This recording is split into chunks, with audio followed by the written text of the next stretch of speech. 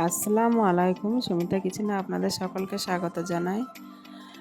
আশা করি আপনারাও ভালো আছেন। আলহামদুলিল্লাহ আমিও খুব ভালো আছি। তো আমি আজকে মাংস নিয়ে এসেছি, পোলট্রির মাংস। তো আমাদের গোটা মুরগি নিয়ে এসেছিল। তো কেটে বেছে ধুয়ে পরিষ্কার করে নিয়েছি। তো আমি দুদিকে দুটো কড়াই বসিয়ে দিয়েছি রান্না করব বলে। তো যাই হোক, তো রান্না তো আপনাদের সঙ্গে শেয়ার করছি রোজার ভেতরে। তো সারাদিন উপোস করে থাকতে হয় আমাদের, আর সেই সন্ধ্যার সময়তে আবার ইফতারের আয়োজন করতে হয়। তো এগুলো তো রান্না করি আমরা ভোর রাতে খাওয়ার জন্য রান্না করে রেখে দিই। ভোর রাতে তো এতগুলো রান্না করা যায় না। তো কিছু কিছু ছোটো ছোটো রান্না হলে সেটা ভোর রাতে রান্না করা যায়, যেরকম ডিম আর ডিম ভাজা বা আলু সিদ্ধ, ডাল সিদ্ধ এগুলোই হয় মধ্যবিত্ত পরিবারের। তো এরকমই আয়োজন হয়, সাথে দই থাকে, ঘি থাকে। তো এগুলো দিয়ে ভাত খাই আমরা, মানে রাতের যে সেহরি রান্না বলে, ভাত তো বলে না, সেহরি যেটা আমরা খাই। তো সেটা খাওয়ার জন্য আমাদের সব কিছু জোগাড় করে রেখে দিতে হয়, যেহেতু ঘুম থেকে উঠে আর কত রান্না করা যায়। ঘুম থেকে উঠে ব্রাশ করে হয়তো সেহরি রান্না করতে বসে যাই আমরা। কেউ গ্যাসে রান্না করে, কেউ চুলায় রান্না করে। আমরা আগে তো চুলাতেই রান্না করতাম। তো আল্লাহর আশীর্বাদে যেহেতু এখন একটা গ্যাস সিলিন্ডার পেয়েছি, ওই জন্য আমরা গ্যাসে এখন রান্না করি। তো আমাদের মধ্যবিত্ত পরিবারের সবারই সব ঘরে ঘরে এরকমই হয় রান্না টুকটাক। কেউ হয়তো কি বলবো আপনাদের, মোটামুটি খাবার আয়োজন করতে পারে, সেই দিয়ে চালাই। তো আমাদের এই কারণে আপনারা আমাদের ভিডিওগুলো দেখেন না, যাতে আপনাদের ভালো লাগে না। হয়তো দামি রান্নাঘরে টাইলস বসানো আছে, কালার করা আছে, সেই কালারফুল ভিডিওগুলো আপনাদের দেখতে খুব ভালো লাগে। আর আমাদের যে মধ্যবিত্ত পরিবারের যে ভাঙা একটা রান্নাঘরে আমরা এক চালাতে রান্না করি, বা সেরকম কোনো ভালো সৌন্দর্য জায়গা নয়, আপনাদের চোখে সেটা ধরে না, ওই জন্য আমাদের ভিডিওগুলো আপনারা দেখেন না। আর বড়লোক যাদের অবস্থা সেই চাকরি বাকরি আলা, যারা ব্যবসা করে, তাদের ইফতারের আয়োজনটাও দেখতে খুবই ভালো লাগে। অনেক কিছু আয়োজন করে, কেটে মানান করে সাজিয়ে রাখে, থাম্বনেলে সাজিয়ে মানান করে দেয়। তো সেই জন্য আপনারা তাদের ভিডিওগুলোই দেখেন। কেন ভাই বোনেরা, আপনারা আমাদের ভিডিওগুলো দেখতে পারেন না? আমরাও তো চাই যে আমাদের ভিডিওগুলো আপনারা দেখে আমাদেরকে ওই অবস্থায় নিয়ে চলেন, বা আমাদেরকেও সেই রকম আমাদের ভিডিওগুলো দেখে আমাদেরও সেই পর্যায়ে যেতে ইচ্ছা করে না আমাদের, যে আমাদের ভিডিওগুলো 1000 লোক 1500 লোক দেখুক। তো আমরা গরিব বলে কি আমাদের ভিডিওগুলো আপনারা 1000 1500 লোক দেখবেন না? এ কেমন বিচার আপনাদের? আপনারা ভালোবাসবেন, সকলকে ভালোবাসবেন। অবশ্যই হয়তো যারা ভিডিও বানায় থাম্বনেলটা একটু ভালো করে দিতে হয়, বা থাম্বনেলের জায়গায় সামনে একটু সৌন্দর্য আকর্ষণীয় জিনিসগুলো থাম্বনেলে তুলে ধরতে হয়। কিন্তু আমরা সেরকম জায়গায় বাস করব, তো তবে তো সেরকম থাম্বনেল আপনাদের দেবো বলেন। আমরা যদি একটা ভাঙা রান্নাঘরে রান্না করি ভাই, তো সেখানে থাম্বনেল কোথা থেকে আনবো ভালো দেখেন? তাই বলে কি আমাদের ভিডিওগুলো আপনারা ওই 30-35 জন দেখবেন, তার বেশি ভিডিও দেখবেন না কেউ? আরে ভাই, যারা ভালো মন্দ রান্না করছে, ভালো রান্নাঘরে রান্না করছে, তারা কোথায় থেকে এতগুলো টাকা পাচ্ছে? আপনাদের জন্যই পাচ্ছে তারা। আপনারা আজকে এতজন ভিডিও দেখছেন, 1 লাখ ভিউ হচ্ছে এক একটা ভিডিওতে, বা 50,000 হচ্ছে, 32,000 হচ্ছে, 18,000 হচ্ছে। এগুলো কিসের জন্য হচ্ছে? আপনাদের জন্যই তো এত ভিউ হচ্ছে, আর আপনারা দেখছেন বলেই তো ওনারা ভাইরাল হচ্ছে, আর সেই জন্যই ওনারা টাকা পাচ্ছেন। তো আমাদেরকেও আমাদের ভিডিওগুলো তো আপনারা দেখলে তো আমরাও তো একটু সুখের মুখ দেখতে পারি। আর আপনাদের জন্যই কিন্তু আমরা ভিডিওগুলো বানাই, যাতে আপনারা ভিডিওগুলো দেখেন আমাদের। আর যখনই অন্যদের ভিডিওগুলো আমি দেখি তখন কিন্তু ভিডিও লাইক দিই, কমেন্ট করি। তো আমাদের এখন রোজার সময়, তো সারাদিন হয়তো নামাজ পড়ি, কোরআন পড়ি, একটু কোরআন তেলাওয়াত করি। তো যতটুকুন পারি ততটুকুন আমাদের আল্লাহর কাছে আমরা ততটুকুন মানে কি বলি আপনাদের করার চেষ্টা করি। তো সারাদিন শুকিয়ে থেকে আর কী বা করা যায়, সারাদিন সংসারের কাজ করি। অনেকজনের সংসারের কাজের ভিডিও দেয়, তো আমি যেহেতু আমাদের সংসারের কাজের ভিডিও দিই না, মাঝে মধ্যে হয়তো এক একটা আছে, কিন্তু যারা হয়তো ঘর ঝাঁট দেওয়া, উঠোন ঝাঁট দেওয়া দেখায়, তাদের ঘরগুলো দেখতে খুবই সুন্দর ভাই, তার জন্যে তারা এতগুলো সব কিছু ভিডিওতে দেখায়। আর আমাদের সেরকম ততটা ভালো না, সেজন্য আমরা ভিডিও ওটা দেখাতে পারি না। তো যাই হোক ভাই, আপনাদের কাছে একটাই অনুরোধ ভাই বোনদের কাছে, যে আমার ভিডিওগুলো আপনারা দেখেন, আমাদের ভিডিওগুলো দেখেন। অন্যর ভিডিওগুলো যখন আমি দেখি এত ভিউ, তখন খুব কষ্ট হয় মনে, যে আজকে এত ভালো রান্নাঘর আমাদের নেই, সেজন্য কি আপনারা আমাদের ভিডিওগুলো দেখেন না? তাই গরিবের এই ভিডিওগুলো অবশ্যই একটু দেখার চেষ্টা করবেন। আর যাদের চাল চুলো নেয় তাদেরকে একটু এগিয়ে নিয়ে চেষ্টা করবেন, তাহলে তাদের মুখে হাসি ফুটবে বা তাদেরও ভালো লাগবে। আপনারা যদি ভিডিওগুলো দেখেন তাহলে তাদের উৎসাহ হবে আবার ভিডিও বানানোর জন্য। আজকে অনেক দিদিভাইদের ভিডিও আমি দেখি, অনেকের সাবস্ক্রাইবও করি, অনেকের ভিডিও মাঝে মধ্যে যখনই আমি সময় পাই তখনই তাদের এই ভিডিওগুলো দেখি, যে কত সুন্দর একটা রান্নাঘর আছে, চারিদিকের ভিউটা তাদের কত সুন্দর, পরিবেশটা কত সুন্দর। আমারও খুব ইচ্ছা করে যে সেরকম একটা সুন্দর ঘর করি বা সুন্দর জায়গা দেখে সুন্দরভাবে ভিডিওগুলো বানাই, যাই বানাই না কেন, কিন্তু সুন্দর করে চেষ্টা করি। কিন্তু সবারই কিন্তু সেই সামর্থ্য বা সেই সুযোগ আসে না। তাই আপনাদের কাছে একটাই অনুরোধ, ভিডিওগুলো দেখেন পুরো, আর একটু সাপোর্ট করেন। আপনাদের সাপোর্টের জন্যই অনেক দিদিভাইরা এগিয়ে গেছেন, অনেক দাদা ভাইরাও এগিয়ে গিয়েছেন। অনেকেই মানে মনিটাইজার অন করেছেন, কেউ টাকা ইনকাম করছেন, কেউ প্লে বাটন পেয়েছেন। আমাদেরও তো খুব ইচ্ছা করে মাঝে মধ্যে যে একটা প্লে বাটন পাই। আর আপনারা তো জানেনই যে গ্রামগঞ্জে যদি কেউ ভিডিও বানায়, যদি কেউ দেখে, অনেকজনা অনেক রকম কথা বলে। তো আমি যেহেতু ভিডিও বানাচ্ছি অনেক দিন থেকে, তো আমার ভিডিওতে ভিউ আসে না, লাইক তো আসেই না, কমেন্ট আসে না। তো বাড়ির সকলের বলছে যে আর ভিডিও বানাতে হয় না, কিন্তু আমার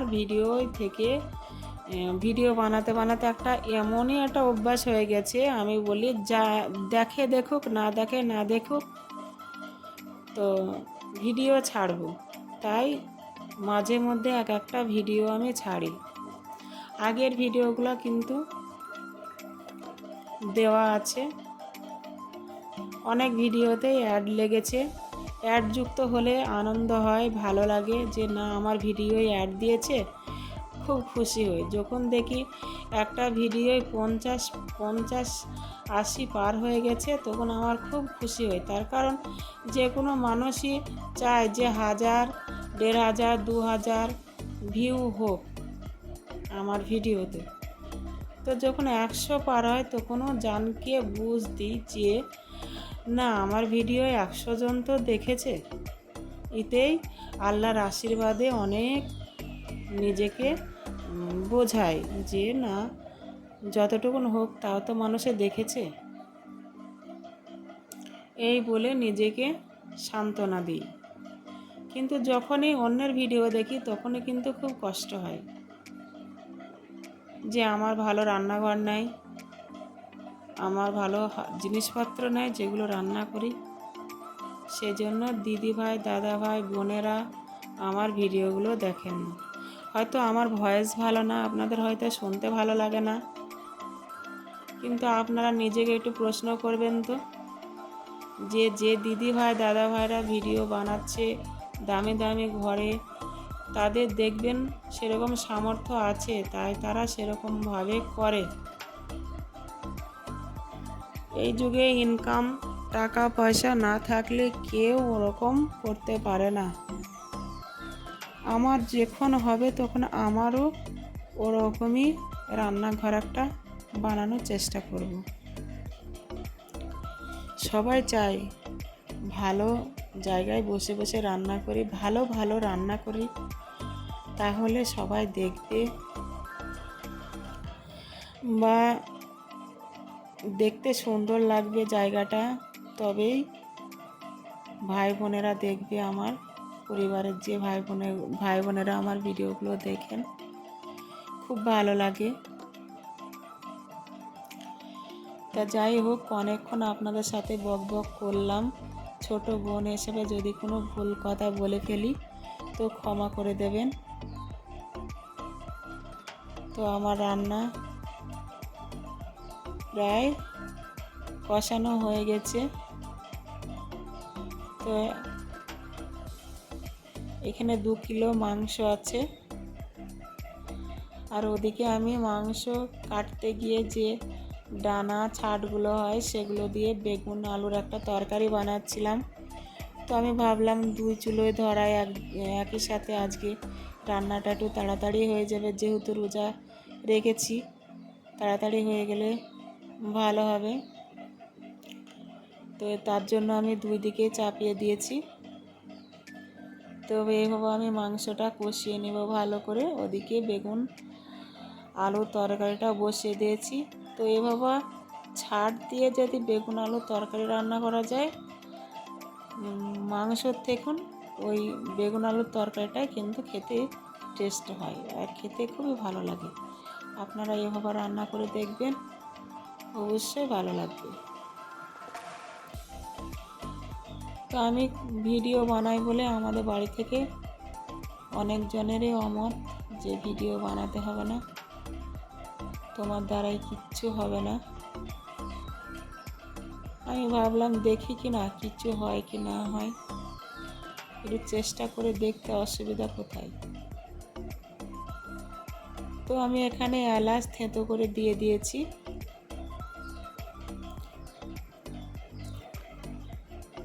তো আমি এইভাবে কষিয়ে কষিয়ে রান্নাটা করে নেব, যেহেতু এটা পোলট্রির মাংস। তো আমাদের এখানে পোলট্রি মুরগি বলে বিদেশি, তো আপনারা কে কী নাম বলেন আমি জানি না। তো এই মাংসটা জল দিতে হবে না, এরকম করে কিছুক্ষণ ধরে রান্না করলে মাংস সিদ্ধ হয়ে যাবে। আর এটা আমি এইভাবে কষিয়ে নেব, দিয়ে সামান্য জল দিয়ে দেব, দিয়ে রান্নাটা করে নেব। যেহেতু আলু আছে, আলুগুলো সিদ্ধ হতে টাইম লাগবে। তো বন্ধুরা, রোজা করে আপনাদের সাথে অনেকক্ষণই বক বক করলাম, গলা শুকিয়ে এসেছে, জল তো খেতে পারবো না। তো অনেক সময় পার হয়ে এসেছে, আমাদের ইফতারও টাইম চলে এসেছে। চিনি ভিজাতে হবে, শরবত বানাতে হবে, সব কিছু এই রান্নাটা সেরে সব কিছু রেডি করে নেব। তো আমাদের ঘরে যে রান্নাটা হলো আজকে, সেই রান্নাটাই আপনাদের সাথে একটু শেয়ার করলাম। যেহেতু আমাদের তো যেরকম রান্না হয় সেরকমই দেখানোর চেষ্টা করছি। তো এই যে আপনাদের সাথে আমি এত কথা বললাম, বক বক করলাম, তো আমাদের গ্রামে যারা ভিডিও দেখে তারা আবার আমাকে এই কথাগুলো রিপিট করে শোনাবে। তাহলে বলুন তো, অনেক মানুষের কথা শুনে সহ্য করে থাকতে হয়, কতজনা কত রকমের কথা বলে। যদি কিছু না করতে পারি তো তাহলে তো দেখতেই হবে না। তো আপনাদের একবার পিছন থেকে দেখিয়ে দিচ্ছি যেটা আমি রান্না করছি। তো বাইরের রোদের আলোর ছাটা আসছে, ওই জন্য ভালো বোঝা যাচ্ছে না। তো আমি ভিডিওর সামনে ক্যামেরাতেই বানাচ্ছিলাম সেলফিতে, কি বলে তাও জানি না, সেলফি বলে হয়তো। তো তাই আপনাদের একবার পিছন থেকে দেখিয়ে দিচ্ছি কাছ থেকে, তাহলে আপনারা বুঝতে পারবেন কত সুন্দর রান্নাটা হচ্ছে। আলো ছাটাতে ভালো বোঝা যাচ্ছে না যে কতটা রান্না বা কী রান্না হচ্ছে। তো দেখুন কত সুন্দর কিন্তু রান্নাটা, খেতে কিন্তু খুবই সুন্দর, অসাধারণ লাগে খেতে।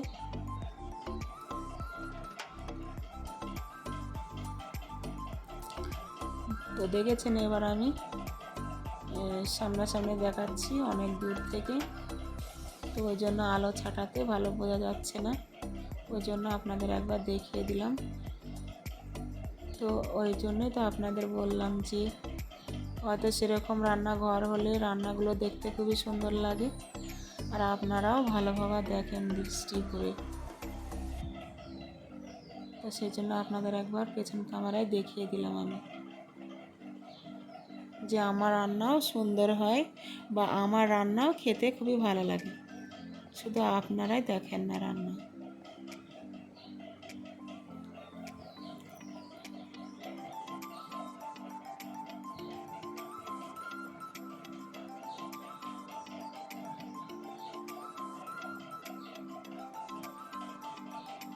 তো আমার রান্না প্রায় হয়ে এসেছে।